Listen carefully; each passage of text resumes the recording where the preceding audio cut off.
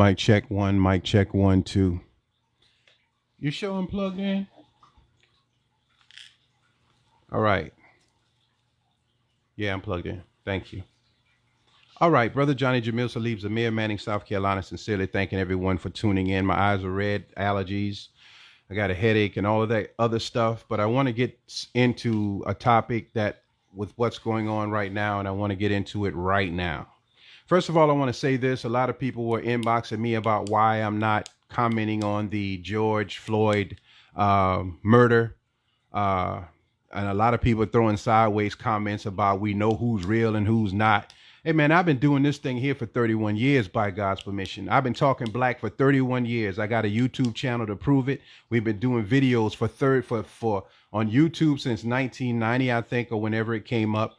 And we've been on the streets as FOI, the Fruit of Islam, of the Nation of Islam, in Sumter, in front of John Bonnie, all through Sumter, all on the South Side, all in Manning. We were in the school system in King Street. We were on the radio station in Sumter. We were all over the place before it became popular. So, you know, for those who are throwing the sideways comments about who's real and who's not, hey, get a life. You got to get a life because you just coming into the game and you want to play the game, but you're not prepared to play. You ain't practiced yet. You don't have to get beat up. You don't have to kill people, and you don't have to start trouble in order to prove that you're pro-black. Because Huey P. Newton, God rest his soul, gave his life in the Black Panther Party, and y'all turn your back on him. He ended up dying selling the same drugs that he was fighting against. The Honorable Marcus Mosiah Garvey wanted to take the people back to Africa, and he ended up dying by himself because the people turned against him. The great Nina Simone, the singer, gave up her career to help with the Black Power movement, and you didn't support her, and she ended up going insane over in Paris. So you all don't really support things the way you claim you do. So this is the warning that I'm giving today. This is about George Floyd. This is about the rioting. This is about what's going on. This is about the great setup that you don't see. And I want to say this. We call a friend. To us, a friend is the person who tells you, hey, man, go ahead, do it, man. Set it off. Do this, do that. Y'all call that a friend. The person who comes to you with logical answers, logical scenarios, and tells you this is why you shouldn't do it this way, you call him a punk. So I'll be a punk for you, but I'm a soldier for Allah. I'm a soldier for God, and I'm going to mention God's name. God doesn't clash with himself. But I want to go into this subject matter. I'm going to take my time. My son said, Dad, take your time. So that's what I'm going to do. There's a difference between a friend and an enemy. The person who warns you and gives you proof of why you shouldn't do the things that you do the way that you do it, that's a friend. The person who encourages you to kill and rob and steal and do things that aren't necessarily a part of what we're fighting for, they're not your friend. So all of these people who are on the internet talking about burn it down, do this and do that, check their pedigree. Where are they when the burning is happening? Some of them come early and then leave early. Some of them don't show up at all. Some of them come early and take some pictures, cha-cheek, and then they're gone because they're not going to lose their livelihood or their life over what they're telling you to lose your life over. Now, George Floyd was murdered. I was talking to someone the other day, was an officer, and I told him what happened to George Floyd, rest in peace. I said it should have been handled right there, right then. I said, my people have no problem coming into black people's homes, shooting up their homes, breaking down their doors and shooting up in the house. Those same black people who are rioting, those same black people who are now tearing down stores, and we're going to get into that because I'm not blaming you all. Listen to the whole broadcast before you start running your mouth, please. Those same people that are doing that could have gotten the address of that officer when he went home that night and taken care of business if they were that serious about the issue. But when you are whipped up in an emotional frenzy and you start doing something, the outcome of it is no good for anyone. So let's go into some of the things that God gave me to write down. You can look at it later. This is not one of those anger-filled broadcasts telling you to kill everybody and all. So, 9 times out of 10, you don't want to listen, but I'm going to leave it out there. Now, I want to start with this, and I'm going to take my time. I don't answer questions that you leave on the board. I don't even pay attention to who's on the board. If you're going to listen, you are. If you're not, you're not. But I am going to keep talking. I want to say this. For 31 years, I was on the side of my people, and I'll be on the side of my people forever. But in 31 years, all of my battles have been with black people. I've always had to go against my own people in business, crookedness, in life, in the neighborhood. It's always been my people. So you're busy trying to fight a battle to unite your people when you got to fight with your people every single day. That does something to your soul. That does something to your spirit. And after a while, you don't feel for your people how you used to feel, because it's difficult to understand how a person can put their life on the line, put their families in harm's way to teach you something of yourself, and you reject that and spit on them. The children of Israel who were allowed to go into the promised land, you all blew it. If you didn't blow it, the Bible would have stopped once you got into the promised land, but the Bible had to keep going until we got to Revelations, where everybody had to die because you blew it. And you young soldiers who are born for this day and time, you all are blowing it because you're disrespecting the elders. As Dale Castro says, my partner in the 19 Report, telling it like it is, and the Truth Show, you don't even see elderly people sitting on their porch anymore or working in their yard anymore. They come home, they close the door, the blinds, the windows, everything. Why do you think that is? That's because of our young people and our disrespect for life. We're talking about George Floyd. We're talking about Ahmaud Arbery. We're talking about Breonna that was gunned down in her home. That could happen to anyone. I'm not justifying anyone's actions, not the police and not my people. I'm telling you what God told me to say, and that's going to be it because I got things to do today. Number one, there's a big difference between liberty and justice. In this country, we were given certain liberties, and liberties do not mean that you have justice.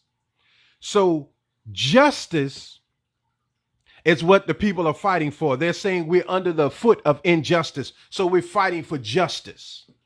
Justice means that all of the laws that apply to the people and the citizens of a country, you and I should be under those same laws. We're not. We're not under just law. We have liberties, and liberties are in the Constitution, and the amendments can be taken away. I'll explain that to you in a minute. Now, I want to go into this real quick. I was telling some people, the most honorable Elijah Muhammad told us to never involve ourselves with crowds of people unless it's under God's order. The reason you don't involve yourself with crowds of people is because the people you think are there to help you, the people you think are there on your side, are usually provocateurs and enemies of you. So in these riots now, there's a cabal of Caucasians and Italians and even blacks who are starting trouble. They're paid to do that. I'm going to prove it in a minute. And once they start the trouble, they back away and leave you and I in our anger and in our confusion to continue smashing and tearing up and stealing and robbing. And that takes away from the quality, the value, the intent of the marches for the death of George Floyd, Ahmaud Arbery, Miss Breonna, and many others. I hope I'm pronouncing her name right. Sandra Bland. You can go on and on. And not just those who were recorded, but those who were not recorded. In the cities around America, the people that are upset and frustrated, it's warranted, it's justified, because everything wasn't caught on video. So some things were happening that we knew nothing about. People being harassed, people being beaten, people being murdered. And that's why the Black Panthers were formed. That's why most of the gangs in LA were formed, the El Rukins and other gangs, to police the police. But once that gets old, we turn on each other. And that's what's going to happen right now, because it is designed to be that.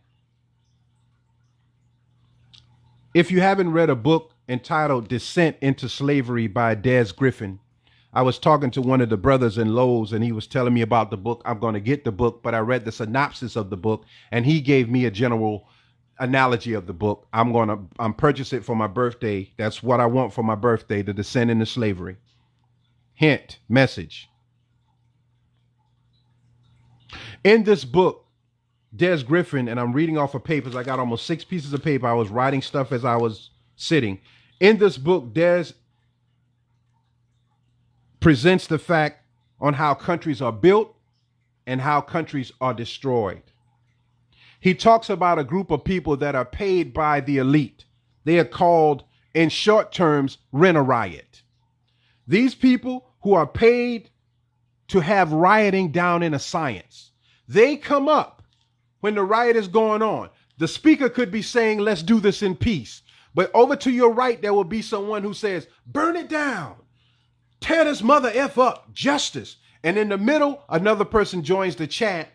And at the end, another person joins the chant in order to get the whole crowd of people saying, burn it down. They whip us up into a frenzy, and then we go to tearing up stuff. They call on their walkie-talkies, the job is done, and they leave. I just read an article in the New York Daily News where it says that rioters pulled up in fancy cars with drills and rocks and everything necessary to start a riot. Look it up for yourself. This is real life. This is why we don't know what we're up against when we go out thinking that everybody is for you. We are puppets, and there is a puppet master controlling all of our actions at the same time, because you young people, warriors, soldiers who are born to be with God to fight this cause, you take it up on your own, and you think because things are being destroyed, you're making a change, but you're not. Granted, what is happening in the cities around the world are helping people to see our plight. People are posting up images of George Floyd in Russia, in China, in Italy, but none of those people's like us either. They're using this as a political ploy. Anything to turn people against America. This is the game that we're playing. So The Descent into Slavery by Des Griffin. Everybody buy a copy of the book and let's read about it. This is designed. People are pulling up. You're seeing incidences where bricks are being left on the street. No different than guns being left on the street. One gentleman talked about the guns being left in the hood. They just had a break-in in Orangeburg where all the guns were stolen out of a gun store. And Allah said to me to post that up some weeks ago about them breaking into gun stores and getting unregistered guns, leaving them in the hood, and we're going to start the killing. And if they're not leaving them in the hood, they're taking the guns for themselves. So when they start killing us, there will be no record of the gun being on file. The game that we're playing right now is so serious. The emotional connection to our plight, our pain, our suffering is so serious. As a young man, I had guns pointed at me right up there at Piggly Wiggly, and they were daring me to get into the car, get in the car, get in the car. In my mind and in my heart, I was going to get in the car. If it wasn't for P. Lou, y'all know P. Lou, came across the street and said, brother, what are you doing? You know better than that. Just leave the car. I left the car because he said so. Wisdom whispered into my ear, and I lived another day. But if he had not shown up by God's permission, I would be one of those ones out there doing what you're doing right now. I'm making a point. They have rent a rioters. They're on the payroll. Some of them get paid thousands of dollars a day if they are able to incite a riot. Now, there may be frustration and hatred from black people and all people, tired of the deaths and killing of our people, but there's also 100% hatred of black people towards black people. How you going to kill a man because he talked back to you? How you going to kill a man because he tries to defend his family? How you going to kill a man because he says turn your music down? How you going to kill a man because he wears a different color than you? When we use the word nigger, that is a negative frequency that puts us lower and lower on the level of humanity to the point of animals. So I did 3 or 4 years ago, I did a commentary entitled Black Savage. Go look it up on YouTube on my channel, Johnny Wilson, the 19 Report. It'll pop right up. I did another one called Black Insanity, Black Mental Illness. All of the issues that we are having in society. And I talked about, by God's permission, that we need to check ourselves because we're mentally ill. And after we tear up everything, there is no one qualified to build it back in our name. What are we going to have to do? Somebody need to help us. Somebody need to do something. Nobody helping us. George Floyd was murdered. That should have been handled that same day. Where he lives, the way you run up in our homes and are willing to shoot up and kill a 7-year-old boy and shoot up a 13-year-old girl and just shoot up houses, that should have been handled. I'm not a gangster. I'm not a gangster killer. I'm not even in that realm. But for those of you who are, that should have been handled. And for the rest of us, the intelligent ones, we need warriors. Warriors you have to have, people who have killed and who know how to kill. Because white folks know how to kill efficiently. This is not about black and white, because white folks are out there protesting too. And the most honorable Elijah Muhammad said that they would.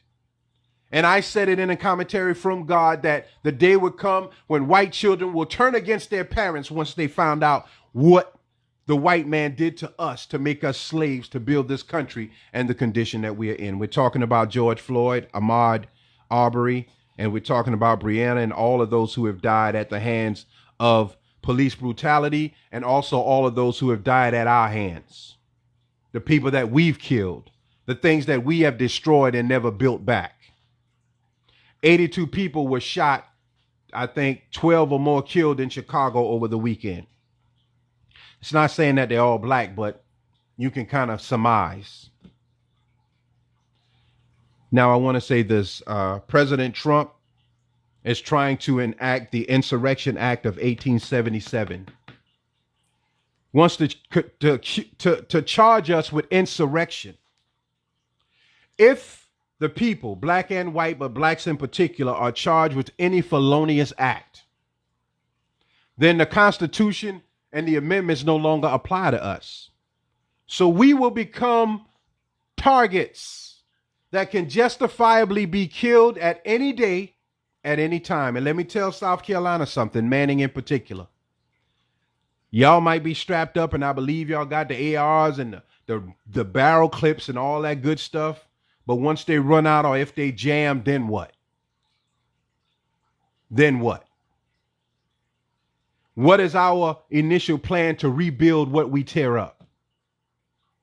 Because if you don't rebuild society after you tear it apart and it stays a ghetto, then the ghetto mentality takes precedence, and the same thing we were doing to someone else, we will be are complaining about someone else doing to us, we will begin to do to each other. It's happening right now. The strong are preying on the weak. The crazy are preying on those who are not crazy. I was recently in a situation where someone called all of his buddies, all their buddies, on me because I'm trying to do the right thing. So you call all your buddies on me. 31 years talking to my people, fighting for my people. You have no loyalty. You have no integrity. You only have anger and the thoughts of violence against your own people.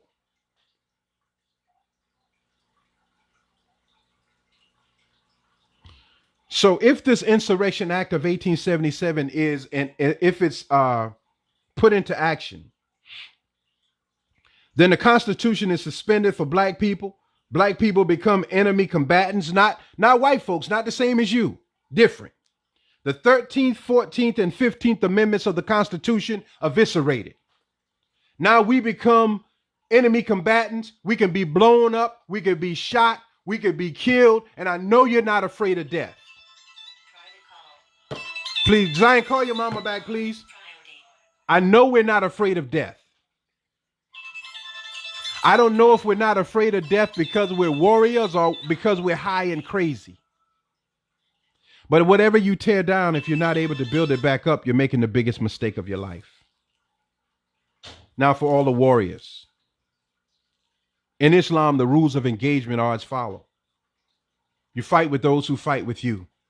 You never be the aggressor in your words or in your actions.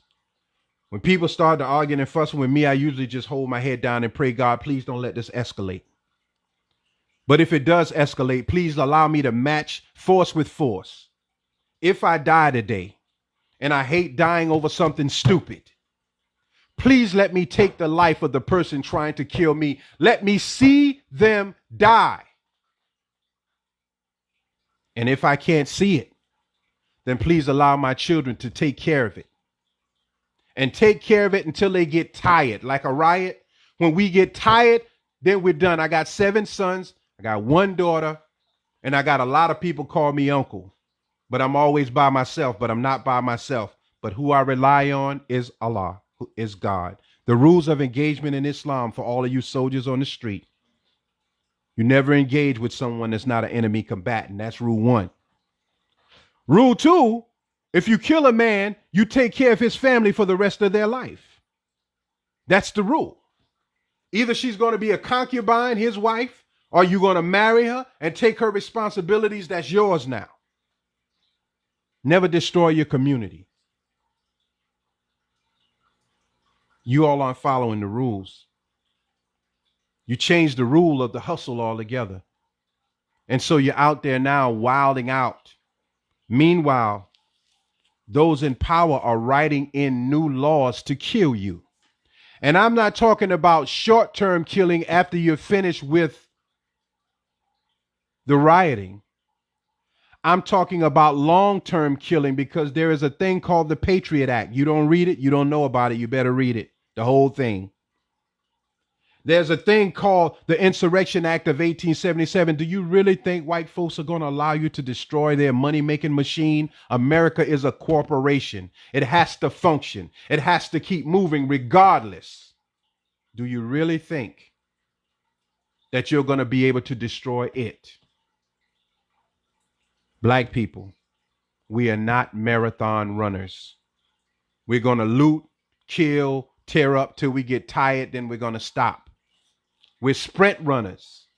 We have the ability to become marathon runners, but we have to concentrate on that for years. There's a science to it.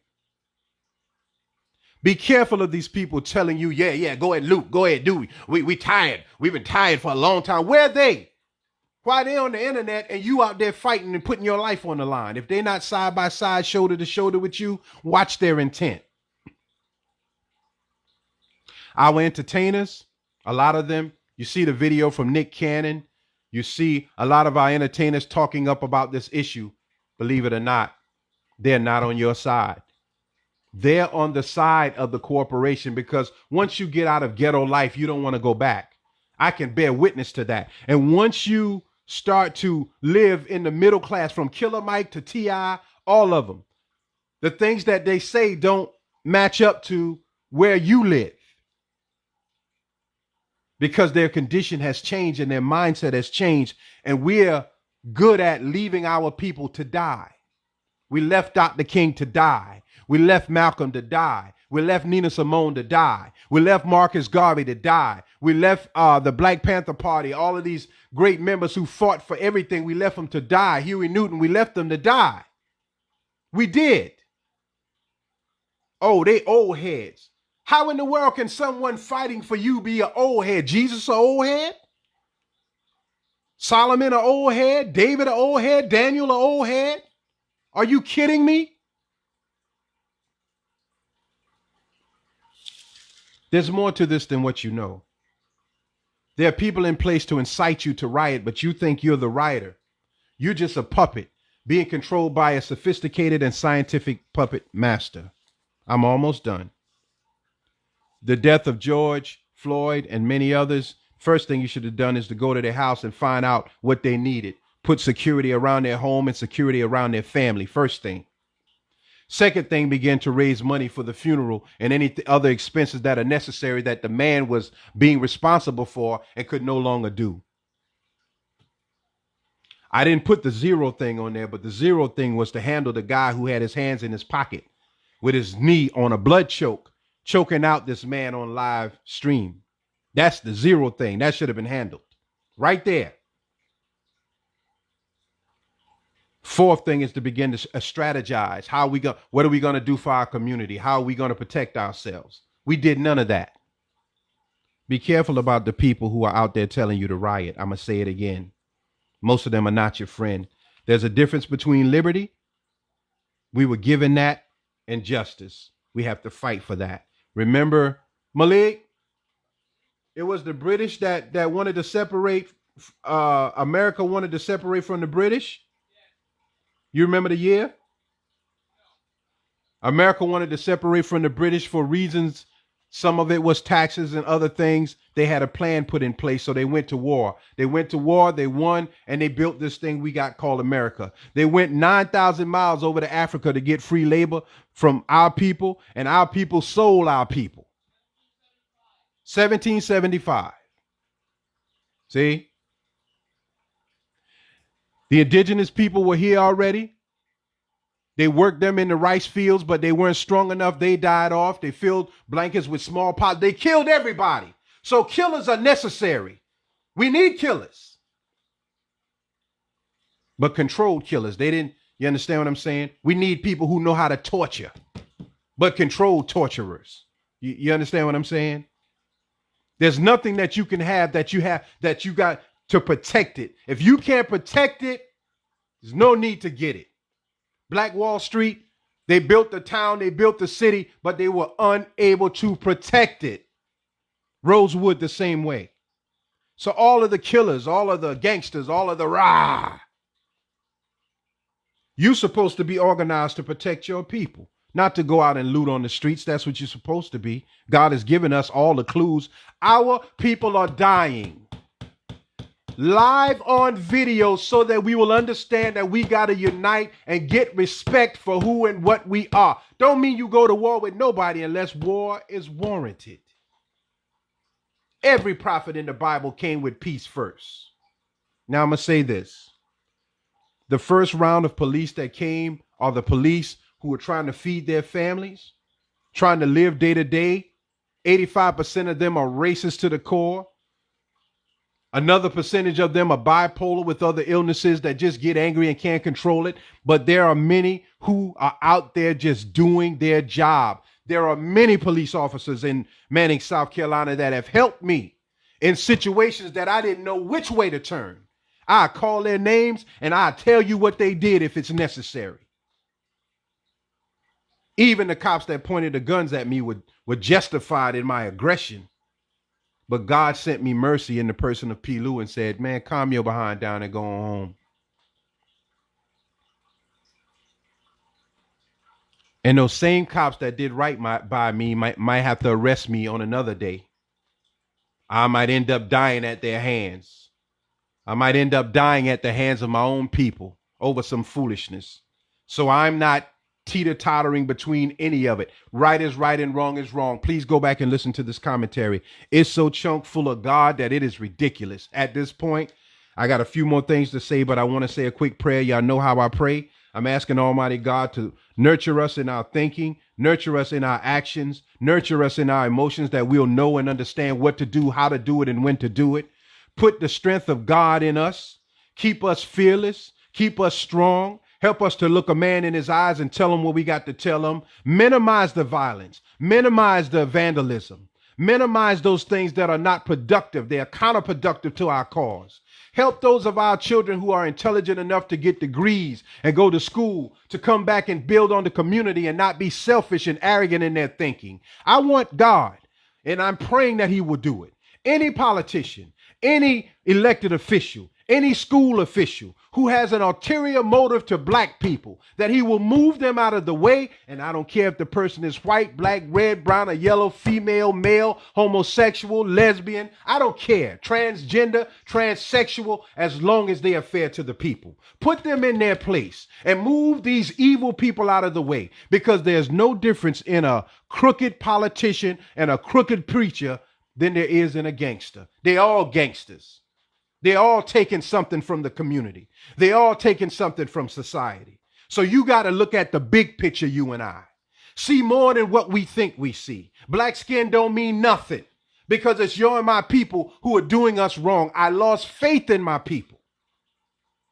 I got angry with my people because you took everything from me, my business. You took my name. You threatening me out of all people. 31 years in this fight. And you gonna call me soft? I've been talking when y'all were out partying, when y'all were in the military, when y'all were making money. We were fighting this cause. We were in King Street school system with the children who were considered unteachable, working with the teachers there, on the radio, in the community. We did that. I worked with the Ministerial Alliance. I worked with the ministers of men in South Carolina. Go look back on those marches and the parades. That was me up front with Reverend Winley and Reverend Henry McCrae and all of the ministers. I'm going to close now. Because what I'm saying, I'm telling you, if you're going to respect OGs, I ain't no killer. I ain't got no cross under my eye or no tattoo. I wouldn't dare wear a cross. I wouldn't dare do it.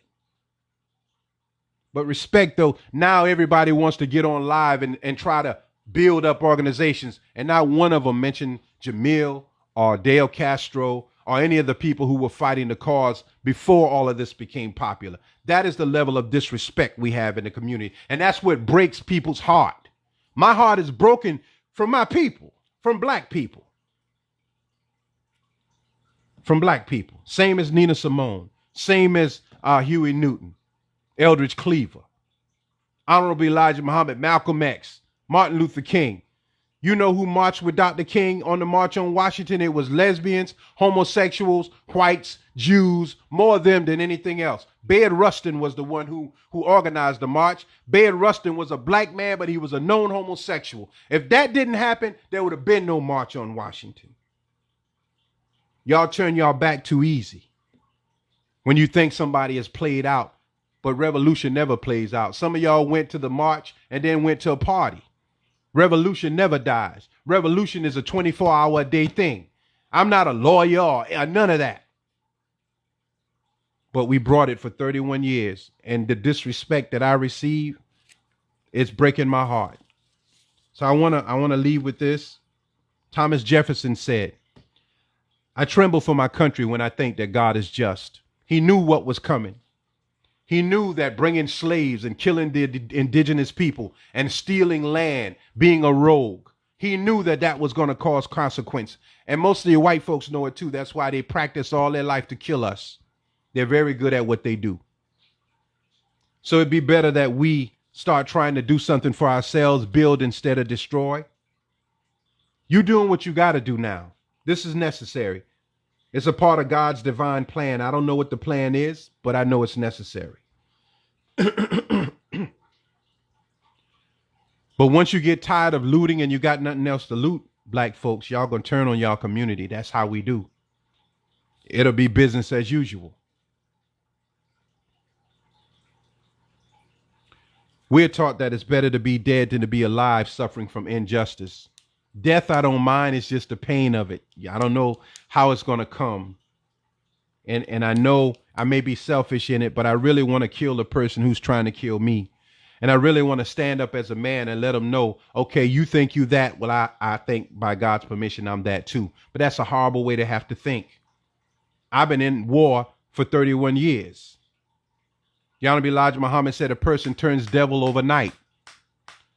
They'll be with you one minute and against you the next. I've seen it happen. Now, the Nation of Islam has always taught freedom, justice, equality, and independence. When you see that flag with the star and crescent, there's always a F, a J, a E, and an I on each corner. Freedom, justice, equality, and independence. If you look in the Final Call newspaper, first thing is we want justice.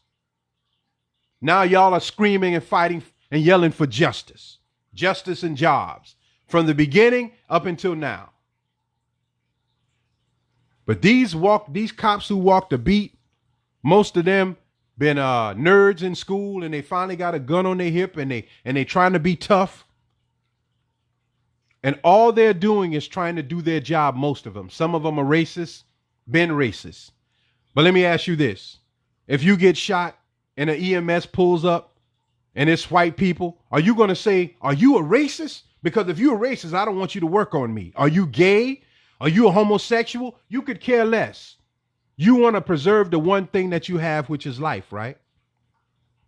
So I don't care if a man is racist or not. All I know is that you treat me with the respect that I feel I deserve, and I treat you with that same respect.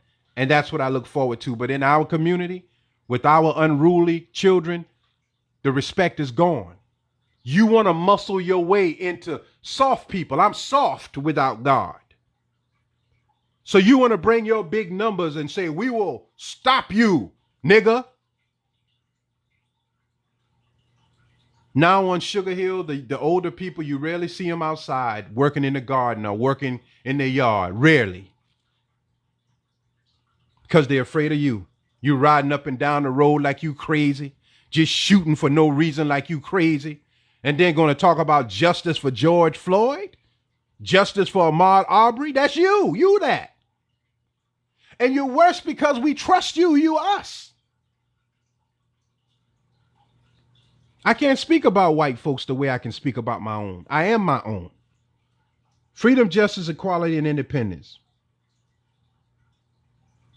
If you aren't willing to fight and make sacrifices, you'll never have justice. Never. Most of us aren't fighting. We're robbing and stealing. There's a difference. Fighting means looking within yourself, finding your flaws and correcting them so that you be a part of the community and not a hindrance to community. This is the stuff we don't want to hear. We just want to go in fighting. Only a few more things. I talked about America broken away from England. I started a series called Cracking the Code. That was 2 months ago, I think. I'm not sure. But the way I build my graphics is based on what God tells me to do. When you see that graphic, Cracking the Code, and it says 100% dissatisfaction as a subtitle, in the background is a riot. God told me to put the riot there. In the background of that image with me on it, there's a riot. Somebody throwing bricks and rocks. This is the time we are in. I'm promising you it won't end the way that you think. In the 60s, out of the 1960 riots and all of those from there came change, false promises, more frustration, and more deadly to us, gangs and more violence. That's what happened to Detroit. That's what happened to Chicago. That's what's going to happen here. Remember the rules of engagement. Remember our responsibility to our people. You're not just out there yelling and screaming, because most of us have little love, have been shown little love. Most of us have little respect for each other. We're just angry. So we're out there doing things that in the long run won't do anything for us. If you really want to make a difference, start with yourself, then start in your community, then build from there. Most people are in a selfish state of mind. They're in it for themselves. I'm talking politicians, preachers, and otherwise. President Trump is where he is for a reason. He's bringing out what's in people. And this situation is bringing out what's in us. Be very cautious. Very few people that love you. I love you because I see the God in you. I have major respect for white people because I see them taking the knowledge of God and using it to build a world. I don't see us doing that. So it becomes difficult to know which way to turn when you get older, 50, 60 years old, and you can't fight anymore. You're tired, and you're looking at the young people that you taught still being arrogant, still being unruly, still allowing drugs and gangs and violence to take control, or just ignorance. It's saddening.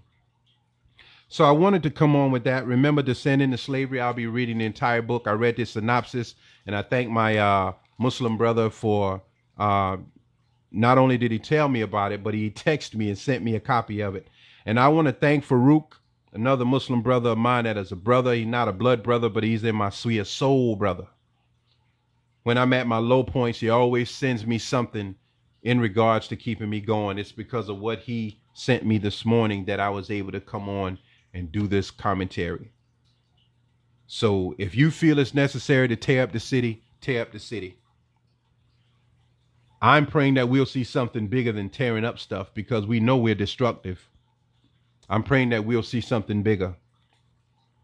But your brother, or as little as I am, never have a lot of people walking with me, but God has always made me strong enough to say what I needed to say. You can ask anybody that. I've ran away from fights. I've lost fights, and I've won some fights. But in each situation, I didn't want to do it. But you have to fight with those who fight with you. The reason I didn't want to do it because there was no valuable outcome in it. We're just fist fighting. We're going to the guns for what? There's no valuable outcome in it. So I am praying for our people. I am praying for other races of people. Living together is an easy thing, but you must have something of your own to gain respect, and we have nothing. You go to school, you get a degree, you're a PhD, you're a BA, then you go look for a job. Somebody hire me on this job. We have to begin to make jobs for ourselves, and we have to start at the bottom and rise to the top. Thank all of you all for tuning in for this part of Cracking the Code, 100% dissatisfaction. Almighty God Allah says when the world reaches 100% dissatisfaction, that he will step in. And he stepped in the Bible in Sodom and Gomorrah. He stepped in the Bible on many occasions when certain areas reached 100% dissatisfaction. We're there. God is here. God is here. And he ain't going to stop us from acting on our impulses. That's a part of the solution to the problem. Act on your impulses. Pray for your family, though, that God will protect you in this time of trouble. I spoke about the bloodbath, and my heart is in trouble because of it. It's here. Most of us don't see it. We think this is a game. Our young people, you don't read. You work and you party and you do drugs. You love the people close to you, but it's a sick kind of love. It has no building qualities to it. You can't build any. I'm not talking about just buying something for yourself and saying, we bought some trucks, we on the road. I'm talking about community build. Self-improvement is the basis to community development. That is from the teachings of Islam by the Most Honorable Elijah Muhammad.